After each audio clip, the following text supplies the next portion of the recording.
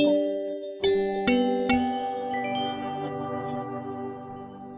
Students, welcome to agri paradise.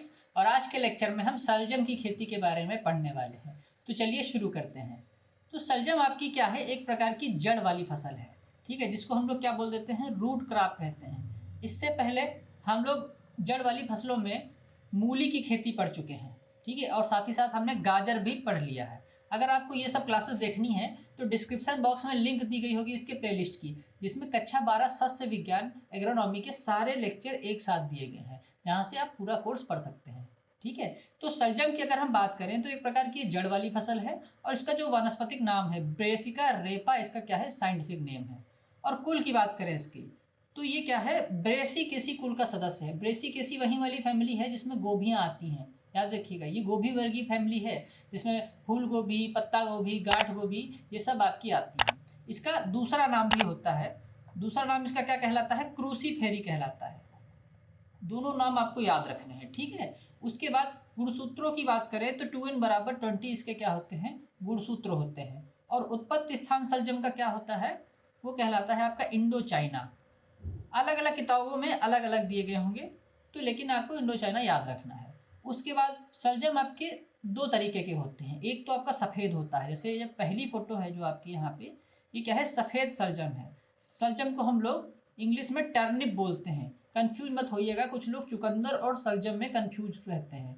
याद आपको रखना है, चुकंदर को हम लोग बीट रूट बोलते हैं इंग्लिश में, और शलजम को हम लोग टर्निप बोलते हैं। दूसरा आपका क्या है शलजम, ये आपका पर्पल कलर का होता है, ठीक है, ये आप जैसे कि फ़ोटो में देख पा रहे हैं। इसी से मिलती जुलती एक और आपकी क्या होती है, वेजिटेबल होती है, सब्जी होती है हम कह लें, जो कि आपकी कौन सी है, ये जो फोटो में आप देख पा रहे हैं, पहली वाली जो फोटो है, इसको हम लोग रुतबागा के नाम से जानते हैं। तो ये जो रुतबागा है आपकी, ये भी शलजम के जैसे क्या होती है, जड़ वाली फसल होती है। लेकिन आपको कंफ्यूज नहीं होना है, दोनों फोटो में आपको दिखा रहा हूँ। पहले नंबर वाली जो फोटो है, जिसमें हल्की सी पीले कलर की होती है, थोड़ी सी शलजम से बड़ी होती है, इसीलिए इसको हम लोग क्या बोलते हैं, रुतबागा कहते हैं। और वहीं दूसरी फोटो में आप किसको देख पा रहे हैं, शलजम देख पा रहे हैं, टर्निप। रुतबागा जो है ये भी एक प्रकार की जड़ फसल है, पीले रंग की होती है, हल्का सा पीला होता है। दो सब्जियों का संकरण करा के इस फसल को बनाया गया है। रुतबागा जो आपकी फसल है वो आपकी टर्निप, जिसको हम शलजम कहते हैं, इसका क्रॉस हमने कराया था वाइल्ड कैबेज से। समझ रहे, वाइल्ड कैबेज का मतलब हुआ आपका जंगली गोभी। तो जंगली गोभी का जब क्रॉस शलजम से कराया गया तो कौन सी सब्जी बनी जाके हमारी, तो वो है आपकी रुतबागा। इसका जो रुतबागा का अगर वानस्पतिक नाम कोई आपसे पूछ ले तो वो होता है आपका ब्रेसिका नेपस, ठीक है। इस चीज़ का आपको ध्यान रखना है, कंपटीशन में एक दो बार पूछा गया है कि आखिर बताइए रुतबागा जो आपकी जड़ वाली एक प्रकार की सब्जी है वो किसके किसके संकरण से मिलके बनी है, तो आपको इसका आंसर भी मैंने बता दिया। पूछा जाए इसका वानस्पतिक नाम क्या होता है, तो ब्रेसिका नेपस होता है। कंफ्यूज जरा भी नहीं होना है आपको, शलजम और रुतबागा के बीच में दोनों अलग अलग सब्जियां हैं, लेकिन है क्या, दोनों एक ही के अंतर्गत आती हैं, जो कि है आपकी जड़ फसल है। उसके बाद बात करें, शलजम आपका जो होता है काफ़ी ज़्यादा पौष्टिक होता है, इसमें काफ़ी ढेर मात्रा में कैल्शियम पाई जाती है, ठीक है, और साथ ही साथ आपके विटामिन ए की मात्रा बहुत अच्छी होती है। कैल्शियम जो आपका पाया जाता है लगभग 30 ग्राम पाया जाता है अगर आप 100 ग्राम शलजम को खाते हैं। और कैल्शियम आपकी जोड़ों में बहुत सहायता करता है, बोन्स में काफ़ी ज़्यादा इफेक्टिव है। फिर खेती की बात करें इसके, तो किस प्रकार की जलवायु में आप शलजम को उगा सकते हैं। शलजम आपकी कूल क्लाइमेट वाली क्रॉप है, मतलब ठंडे जलवायु की आवश्यकता पड़ती है इसमें, ठीक है। और सबसे बड़ी चीज़ इसमें क्या है कि ये पाला सहनशील है, यह फसल, मतलब इसमें ज़्यादा पाले का प्रभाव नहीं पड़ता है। तो ये भी चीज़ आपको याद रखनी है कि ये क्या है, पाला सहनशील फसल है।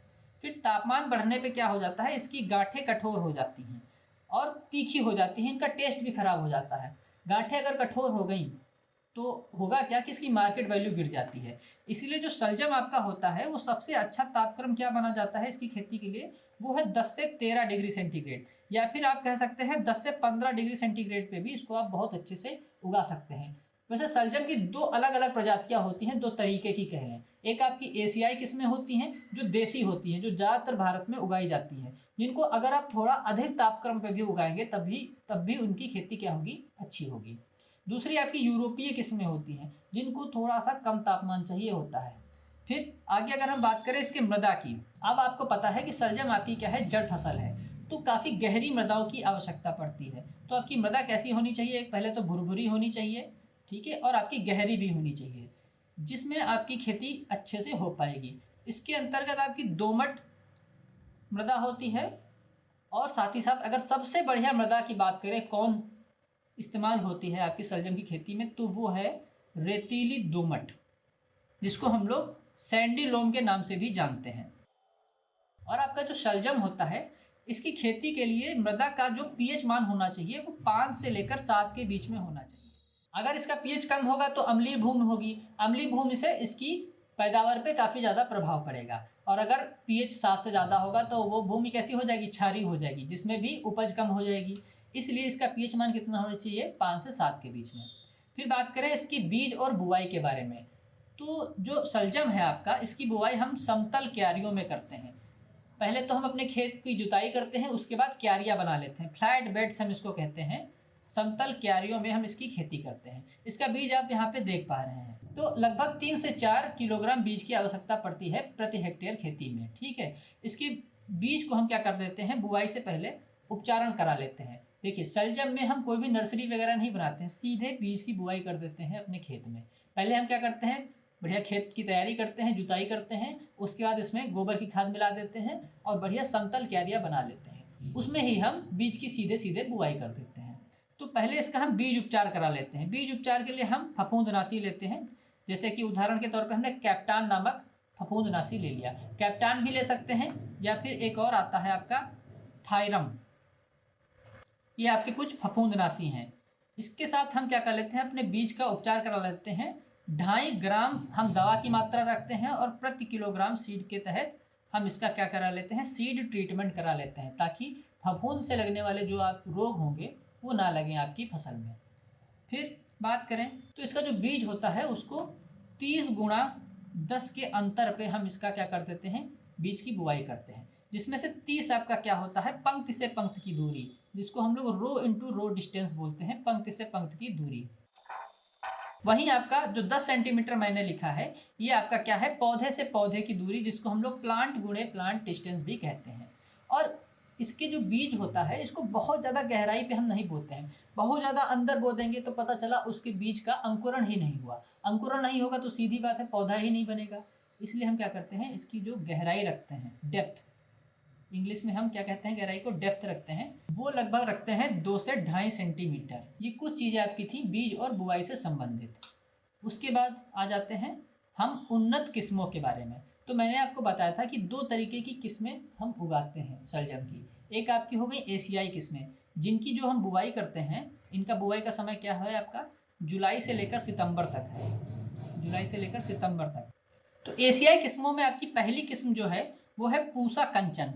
मैंने आपको कई बार बताया है कि कोई किस्म में अगर पूसा लगा हो तो उसकी उत्पत्ति कहाँ से हुई है? IARI, भारतीय कृषि अनुसंधान संस्थान से इसकी उत्पत्ति की गई है। मतलब यहाँ से यह वैरायटी बनाई गई है, जो कि आपका नई दिल्ली में स्थित है। तो ये एक प्रकार की संकर किस्म है, जो किससे मिलके बनी है? लोलक, रेड राउंड और गोल्डन बाल के संकरण से यह किस्म बनाई गई है। इस चीज़ का आपको खास ध्यान रखना है। दूसरी किस्म आपकी कौन सी है? पूसा श्वेता। अब पूसा श्वेता आपकी सफ़ेद कलर की होती है, और वहीं पूसा कंचन का रंग कैसा होता है? लाल होता है। आपको इस चीज़ का ध्यान रखना है। अब पूसा श्वेता कैसी होती है? सफ़ेद होती है। इसका रंग कैसा होगा? तो सफ़ेद होगा, ठीक है। और यह लगभग आपकी 40 से 45 दिनों में क्या हो जाती है? तैयार हो जाती है। इस चीज़ का आपको ध्यान रखना है कि कितनी जल्दी तैयार हो जाती है? 40 से 45 दिनों में। उसके बाद कुछ और भी किस्में होती हैं आपकी एशियाई, जैसे कि एक रेड नामक किस्म होती है। साथ ही साथ एक और किस्म होती है आपकी शलजम एल नाम की। तो ये कुछ किस्म आपकी क्या हो गई? एशियाई किस्में हो गई, जिनकी खेती ज़्यादातर भारत के मैदानी क्षेत्रों में की जाती है। मैंने बताया था कि 2 तरीके की होती हैं, एशियाई और यूरोपीय किस्में। एशियाई किस्मों को थोड़ा सा ज़्यादा अगर ताप पे भी आप उगाएंगे तो इसकी खेती की जा सकती है, लेकिन उसकी जगह जो दूसरी किस्में होती हैं आपकी यूरोपियन किस्में, ये कैसी होती हैं? शीतोष्ण टाइप होती है। इनको बहुत ही कम ताप की आवश्यकता पड़ती है, ठीक है। इस चीज़ का खास ध्यान रखना है आपको। इसमें आपकी पहली किस्म क्या है? गोल्डन बाल है। तो यह जो किस्म है आपकी 70 से 75 दिनों में तैयार हो जाती है, ठीक है। 70 से 75 दिनों में तैयार हो जाती है। और यूरोपीय किस्मों की ज़्यादातर हम बुआई क्या करते हैं? कब से कब तक करते हैं? इस चीज़ का आपको ध्यान रखना है। वो करते हैं हम अक्टूबर से दिसंबर तक। अलग अलग टाइम आपको याद रखने हैं। अगर एशियाई किस्मों का पूछे आपसे तो जुलाई से सितंबर तक इसकी बुआई करेंगे, और यूरोपीय किस्मों की बात करें तो इसकी बुआई कब से कब तक करी जाती है, अक्टूबर से दिसंबर तक की जाती है। दूसरी किस्म जो है आपकी यहाँ पे पूसा चंद्रिमा है, ठीक है, इसको भी एक बार देख लेते हैं। तो यह जो किस्म होती है आपकी, ये भी संकरण से बनाई गई है। किसके संकरण से, जापानी सफ़ेद और किसका क्रॉस कराया गया था, स्नोबॉल के साथ। स्नोबॉल आपने गोभी की खेती में भी यह वैरायटी पढ़ी होगी, लेकिन उस वैरायटी का क्या नाम था, पूसा स्नोबॉल था। यहाँ पे क्या है, केवल स्नोबॉल है। इन दोनों के संकरण से क्या बनाई गई है, पूसा चंद्रिमा नामक किस्म बनाई गई है। तो इसका जो गूदा होता है इस किस्म का, वो आपका सफ़ेद होता है और मुलायम होता है, ठीक है, और साथ ही साथ खाने में मीठा भी होता है। तो काफ़ी अच्छी किस्म मानी जाती है आपकी। तो ये कुछ वैरायटी थी या फिर कुछ प्रजातियां थी जो आपको याद रखनी है। 2-3 आपको नाम याद रखने हैं एशियाई किस्मों के, और 2-3 आपको नाम याद रखने हैं यूरोपियन किस्मों के। इन दोनों का अंतर भी मैंने आपको समझाया है कि एशियन किस्मों को आप थोड़ा अधिक ताप भी हो जाए अगर, तो वहाँ पे भी उगा सकते हैं। जैसे कुछ मैदानी क्षेत्र हैं भारत के, यूपी, बिहार, इन सब में थोड़ा सा तापमान अधिक रहता है मुकाबले जम्मू कश्मीर, हिमाचल प्रदेश, इन सब के। तो वहाँ पे आप यूरोपियन किस्मों को उगा सकते हैं। फिर खाद और उर्वरक की बात करें तो जब आप खेत की तैयारी करते हैं तो उस समय क्या करते हैं, अंतिम जुताई के दौरान हम गोबर की खाद डाल देते हैं। गोबर की खाद को हम लोग फार्म यार्ड मैन्योर के नाम से जानते हैं। इंग्लिश में क्या कहते हैं इसको, फार्म यार्ड मैन्योर, FYM। तो लगभग 20 से 25 टन हम डाल देते हैं गोबर की खाद प्रति हेक्टेयर की दर से। इसको हम बढ़िया अंतिम जुताई के वक्त खेत में मिला देते हैं ताकि ये सड़ती रहे। अब जितना अच्छा डिकम्पोज होगी उतना ही अच्छे से मृदा को हमारे न्यूट्रिएंट प्राप्त होंगे। उसके बाद नाइट्रोजन, फास्फोरस और पोटास की क्या मात्रा रखते हैं, तो नाइट्रोजन जो हम इसमें डालते हैं वो 60 से 80 किलोग्राम डालते हैं। तो फास्फोरस और पोटास दोनों हम 50 किलोग्राम की मात्रा से प्रति हेक्टेयर में डाल देते हैं। लेकिन आपको खास एक चीज़ का ध्यान रखना है कि नाइट्रोजन को हम 2 टुकड़ों में डालते हैं। एक बेसल ड्रेसिंग के तौर पे, ठीक है, बेसल ड्रेसिंग का मतलब है बुआई के दौरान या फिर कह लीजिए अंतिम जुताई के वक्त हम क्या करते हैं, 50% मात्रा इसकी। तो इसकी 50% मात्रा कितनी हो गई, टोटल मात्रा थी हमारी 60 से 80 किलोग्राम, तो इसकी 50% मात्रा हो गई आपकी 30 से लेकर 40 किलोग्राम प्रति हेक्टेयर। क्या करते हैं, हम बुआई के दौरान बेसल ड्रेसिंग के रूप में डाल देते हैं। यहाँ से भी क्वेश्चन बनेगा, देखिए कि बेसल ड्रेसिंग क्या होता है। बेसल ड्रेसिंग बुआई के दौरान जब आप उर्वरक को देते हैं अपने खेत में, उसको हम बेसल ड्रेसिंग करते हैं। खड़ी फसल में डालते हैं उसको हम टॉप ड्रेसिंग कहते हैं। और बची हुई आपकी 30 से 40 किलोग्राम हम क्या करते हैं, जब जड़ें बनने लगती हैं, इसकी जड़ें बनने पर इसकी हम टॉप ड्रेसिंग कर देते हैं। और बाकी सब उर्वरक हम क्या करते हैं, बुआई के समय ही दे देते हैं, फास्फोरस और पोटास। केवल नाइट्रोजन को हम 2 टुकड़ों में देते हैं। अगर हम एक ही साथ पूरा नाइट्रोजन डाल देंगे तो पता चला नाइट्रोजन का लॉस हो गया, नाइट्रोजन की लीचिंग हो गई, निछालन हो गया उसका, तो वहाँ पे आपकी फसल को नाइट्रोजन की कमी हो जाएगी। अब जब कमी हो जाएगी तो जाहिर सी बात है उपज कम होगी, अच्छी वृद्धि नहीं होगी, विकास नहीं होगा आपकी फसल का। इस वजह से हम क्या करते हैं, इसको 2 टुकड़ों में डालते हैं। फिर हम इसमें कुछ इंटरकल्चरल ऑपरेशन भी करते हैं, जैसे कि आपकी हो गई छटाई। छटाई करना बहुत ज़रूरी है। हमने आपको बताया था कि हम शलजम को 30 गुणे 10 सेंटीमीटर अंतरण पे उगाते हैं, 30 पंक्ति से पंक्ति की दूरी और 10 पौधे से पौधे की दूरी। लेकिन कभी कभी पौधों क्या होते हैं, बहुत पास पास उगाते हैं, जिस चक्कर में हमें छटाई करनी पड़ती है। तो आपको ध्यान रखना कि जो नज़दीक पौधे उगाते हैं उनको बीच में से 1-2 पौधे अगर हम हटा देंगे तो अच्छा उनको जगह मिल जाएगी उनकी वृद्धि के लिए। अगर आप देखिए कि एक कमरे में 20 लोग भर दिए जाएं तो आप क्या सही से रह पाएंगे, नहीं। उसी प्रकार से थोड़ी सी जगह में अगर ढेर सारे पौधे उग पाएंगे तो एक पौधे को उतनी जगह ही नहीं मिलेगी कि वो पूरी तरीके से उसकी वृद्धि हो पाए। इसलिए हम क्या करते हैं, छटाई की प्रक्रिया करते हैं। और फिर दूसरी जो इंटरकल्चरल ऑपरेशन करते हैं, मिट्टी चढ़ा देते हैं। देखिए कभी कभी क्या होता है, जब इनका विकास होगा, इसकी जब क्या होगी, वृद्धि होगी, तब धीरे धीरे नीचे इसकी वृद्धि हो रही है और ये ज़मीन के ऊपर निकलने लगता है। यहाँ पे फोटो में देख लिया कि ये क्या कर रहा है, ज़मीन के ऊपर निकलने लग रहा है। अब ये इसका एक्सपोज हो जाएगा ये सूर्य के प्रकाश से, सीधे सूर्य का प्रकाश इस पर पड़ेगा और आपके जो कंद होंगे वो खराब होने लगेंगे, जिस वजह से हम मिट्टी चढ़ाते हैं। ठीक है, मिट्टी लगभग कब कब चढ़ा देनी चाहिए आपको, तो जब आपके पौधे जो हों वो 15 से 25 सेंटीमीटर ऊंचे हो जाएं। तो जब पौधे आपके इतनी हाइट के हो जाते हैं तो वो ज़मीन के बाहर निकलने लगते हैं, उनकी जो जड़ें होती हैं, जो आपका सलजम है वो ज़मीन के बाहर निकलने लगेगा, जिसकी वजह से सीधा सनलाइट उस पर पड़ेगा और वो ख़राब हो जाएगा। इसलिए हम क्या करते हैं, मिट्टी चढ़ा देते हैं। फिर सिंचाई की बात करें अगर हम, तो सबसे पहली जो सिंचाई करते हैं, फर्स्ट सिंचाई जो हम करेंगे वो बुआई के तुरंत बाद कर देते हैं। अगर आपके खेत में नमी की कमी है तो हम क्या कर देते हैं, बुआई के बाद तुरंत एक सिंचाई कर देते हैं। और फिर बाकी की सिंचाइयाँ क्या होता है, मौसम पे निर्भर करते हैं। अगर आप एशियाई किस्में लगा रहे हैं गर्मियों में, तो गर्मियों की फसल में हम क्या करते हैं, गर्मियों में हम इसकी सिंचाई कब करते हैं, जल्दी जल्दी कर देते हैं। और वहीं सर्दियों में थोड़ा सा हम रुक के करते हैं, कुछ दिनों का अंतराल दे देते हैं। तो 10 से 11 दिनों के अंतराल पे हम क्या करते हैं, सर्दियों में सिंचाई करते हैं।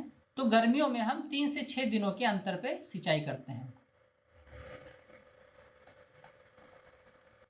फिर आ जाता है हमारा खरपतवार नियंत्रण। तो खरपतवारों के नियंत्रण के लिए 2 बार निराई गुड़ाई की आवश्यकता पड़ती है। ठीक है, खास ध्यान रखिएगा, 2 बार हम निराई गुड़ाई करते हैं। खरपतवार आपकी बिन बुलाए मेहमान है। अगर आप कोई भी रसायन के द्वारा खरपतवार को निकालेंगे तो उसके लिए आप एक खरपतवार नाशी डाल सकते हैं, जिसका नाम क्या होता है,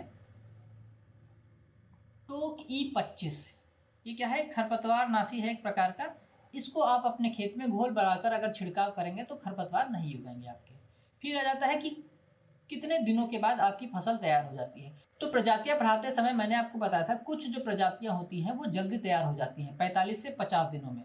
कुछ वैरायटियां क्या होती है 45 से 50 दिनों में, और कुछ 75 से 80 दिन भी लग जाते हैं, या 70 से 75 दिन भी लग जाते हैं कुछ को। ठीक है, तो हमने एक एवरेज टाइम ले लेते हैं कि 75 से 70 दिनों में शलजम जो होते हैं आपके, उनकी खुदाई कर लेनी चाहिए। तो जब आपकी जो जड़ें होती हैं वो 5 से लेकर 7.5 सेंटीमीटर व्यास की हो जाए, मतलब इतनी इतनी उनका व्यास हो, इतनी बड़ी हो जाए, तब आप इसकी खुदाई कर लेते हैं। ठीक है, इस चीज़ का आपको खास ध्यान रखना है। और कितने दिनों बाद इसकी हार्वेस्टिंग करते हैं, तो 45 से 70 दिन एक एवरेज टाइम मैंने आपको बता दिया।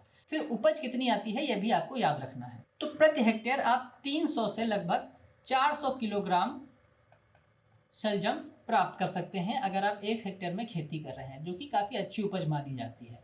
अगर आप सारी क्रियाएं ध्यान से करते हैं, खरपतवार नाशी डालते हैं, ठीक है, आपने बीज का उपचार कराते हैं ताकि रोग ना लग सके, इन सब चीज़ों की करने के बाद क्या होता है, आप एक अच्छी मात्रा में उपज प्राप्त कर सकते हैं। आपको छटनी भी करनी पड़ेगी, मैंने आपको एग्जाम्पल भी दिया था छटनी का। उसके बाद मिट्टी चढ़ाना एक बहुत ज़रूरी क्रिया है शलजम की खेती में, तो आपको ये सब चीज़ें याद रखनी है। इसी के साथ आपकी शलजम की खेती क्या होती है, ख़त्म होती है। तो अगर आपको लेक्चर अच्छा लगा हो तो वीडियो को लाइक कीजिएगा, चैनल को सब्सक्राइब कीजिएगा और बने रहिए एग्री पैराडाइज के साथ। और कक्षा 12 सस्य विज्ञान की अगर बाकी सारी वीडियोस आपको देखनी है तो आपको क्या करना है कि डिस्क्रिप्शन बॉक्स में लिंक दी गई होगी कक्षा 12 एग्रोनॉमी सस्य विज्ञान के नाम से, वहाँ पे आपको क्लिक करना है और सारे लेक्चर एक लाइन से आपको लगे मिल जाएंगे और बड़े आराम से आप अपनी तैयारी कर सकते हैं। Thank you.